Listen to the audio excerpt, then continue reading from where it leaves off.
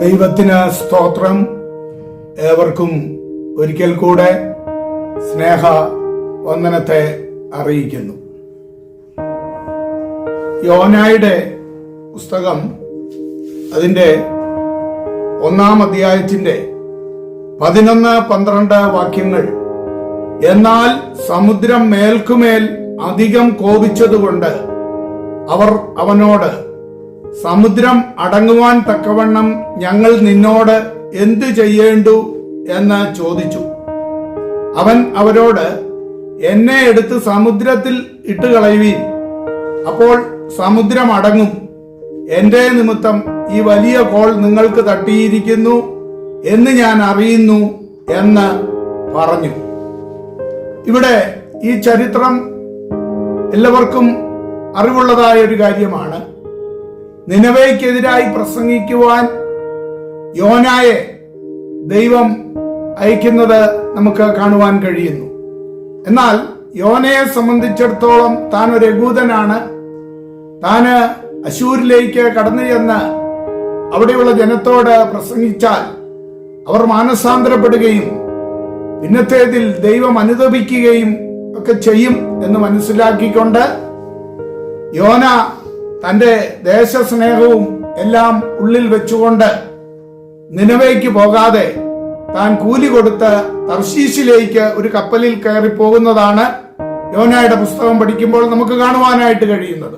തൽഫലമായിട്ട് ആ കപ്പലിൽ വലിയ ഇളക്കം സംഭവിക്കുകയും അവര് ചരക്കുകളെല്ലാം കടലിൽ വലിച്ചെറിഞ്ഞു. എന്നിട്ടും കാറ്റും കോളും അടങ്ങാതെ കടല് വല്ലാതെ ഇളകിക്കൊണ്ടിരുന്നു. കപ്പൽ ഛേദത്തിൽ അകപ്പെടും എന്ന് കണ്ട് അവസാനം അവര് ചീട്ടിട്ട് നോക്കിയപ്പോൾ ഈ അനർത്ഥം ആരുടെ നിമിത്തം? അത് യോനായുടെ നിമിത്തം എന്ന് മനസ്സിലാക്കി. യോന അതെല്ലാം മനസ്സിലാക്കി കഴിഞ്ഞപ്പോൾ യോന തന്നെ പറയുകയാണ്, നിങ്ങൾ എന്നെ എടുത്ത് കടലിലിട്ട് കളയുക, ഇത് ശാന്തമാകും. മറ്റ് ജാതികളെല്ലാം അവരുടെ ദൈവങ്ങളെ വിളിച്ചൊക്കെ പ്രാർത്ഥിക്കുന്നുണ്ട്. എന്നാൽ ഈ മാനസാന്തരപ്പെട്ട യോന കപ്പലിന്റെ അടിത്തട്ടിൽ കിടന്ന് അവൻ ഉറങ്ങുന്ന അനുഭവമാണ് നമുക്ക് കാണുവാനായിട്ട് കഴിയുന്നത്.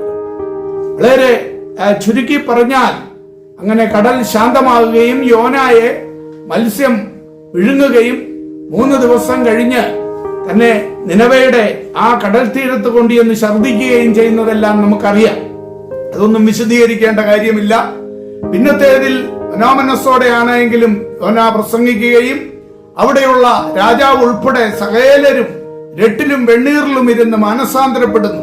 ഇത് കണ്ടു കഴിഞ്ഞ് 4-ാം അധ്യായത്തിലേക്ക് നമ്മൾ കടന്നു വരുമ്പോൾ യോനായിക്ക് വീണ്ടും ദൈവത്തോട് കോപമുണ്ടാകുകയാണ് ചെയ്യുന്നത്.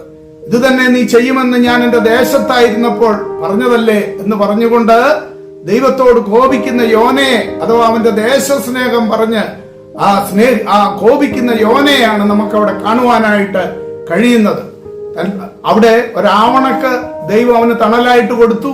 എന്നാൽ ആ ആവണക്കിനെ ഒരു പുഴു അയച്ച് ദൈവം അതിനെ കുത്തിക്കളയുന്നതും കാണുവാൻ കഴിയുന്നു. ഇതിന്റെ എല്ലാം നിമിത്തം അവൻ കോപിക്കുകയാണ്.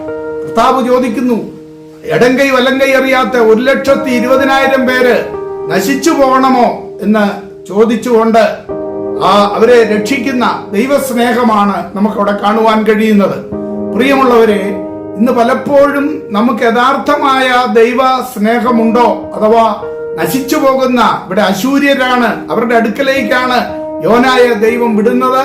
എന്നാൽ അവർ മാനസാന്തരപ്പെടുന്ന കാര്യത്തിൽ യോനയ്ക്ക് താല്പര്യമില്ലായിരുന്നു. ഇന്നത്തെയും നമ്മുടെ അവസ്ഥകൾ എങ്ങനെയെന്ന് നാം നമ്മോട് തന്നെ ചോദിക്കേണ്ടത് ആവശ്യമാണ്. പലരും പലവിധമാകുന്ന ആവണക്കുകളുടെ തണലിൽ അവര് വാഴുകയാണ്. ചിലർ വലിയ സിംഹാസനങ്ങളില്, കസേരകളില്. അതൊന്നും നഷ്ടപ്പെടരുത്. ആത്മാക്കൾ എത്ര നഷ്ടപ്പെട്ടാലും അവർക്ക് വിഷയമല്ല. അവരുടെ സിംഹാസനങ്ങൾ നഷ്ടപ്പെട്ടു പോകരുത് എന്നുള്ളതാകുന്ന ചിന്തയോടുകൂടി ഇന്ന് അനേക യോനാമാര് നടക്കുന്നു എന്നുള്ളത് ഒരു സത്യം തന്നെയാണ്. ഒരു കാര്യം ഓർക്കുക, നീ ഇന്നായിരിക്കുന്നതാകുന്ന ആവണക്ക് ചിലപ്പോൾ അത് മക്കളാകുന്ന ആവണക്കായിരിക്കാം, അല്ലെങ്കിൽ സ്വത്തുക്കളാകുന്ന ആവണക്കായിരിക്കാം, അല്ലെങ്കിൽ അധികാരങ്ങളാകുന്ന സിംഹാസനങ്ങളായിരിക്കാം. സർവശക്തനായ ദൈവം ഒരു പുഴുവിനെ അയച്ചു കഴിഞ്ഞാൽ ഇതെല്ലാം ക്ഷണനേരം കൊണ്ട് തകർന്നു പോകും. ലോകം തന്നെ തകർന്നു പോകും. ലോകവും ഇന്ന് പല ആവണക്കിന്റെ മുമ്പിൽ അധികാരികള് വാഴ്ചകൾ നടത്തുന്നതാണ് നമുക്ക് കാണുവാനായിട്ട് കഴിയുന്നത്. എന്നാൽ പലപ്പോഴായി കർത്താവ് പല സന്ദേശങ്ങൾ നൽകിയിട്ടുണ്ട്. കഴിഞ്ഞ നാളുകളിലൊക്കെ വന്നിട്ടുള്ളതായ കൊറോണ അതേപോലെയുള്ളതായ ഇൻസിഡന്റുകള്, ആ ഭൂമികുലുക്കങ്ങള്, കോളിളക്കങ്ങള്, ഇതൊക്കെ അപ്പോഴപ്പോൾ ദൈവം നൽകിക്കൊണ്ടിരിക്കുന്ന സിംബലാണ്.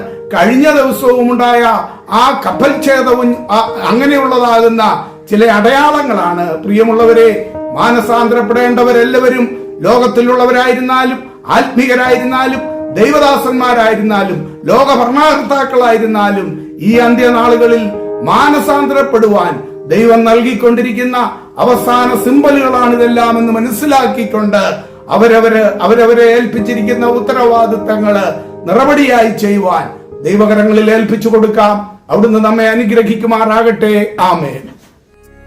ആകാശമേ കേൾക്ക, ഭൂമിയെ ചെവി തരിക. ഞാൻ മക്കളെ പോറ്റി വളർത്തി, അവരെന്നോടു മത്സരിക്കുന്നു. ആകാശമേ കേൾക്ക, ഭൂമിയെ ചെവി തരിക. ഞാൻ മക്കളെ പോറ്റി വളർത്തി, അവരെന്നോടു മത്സരിക്കുന്നു.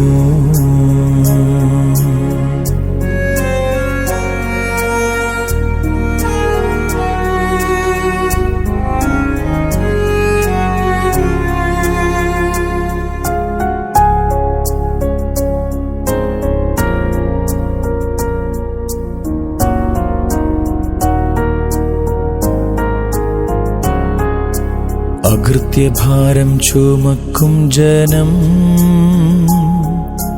ദുഷ്പ്രവർത്തിക്കാരുടെ മക്കൾ.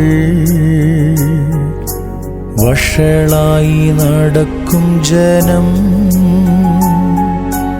ദൈവമാരെന്നറിയുന്നില്ല. അകൃത്യഭാരം ചുമക്കും ജനം, ദുഷ്പ്രവർത്തിക്കാരുടെ മക്കൾ. വഷളായി നടക്കും ജനം, ദൈവമാരെന്നറിയുന്നു.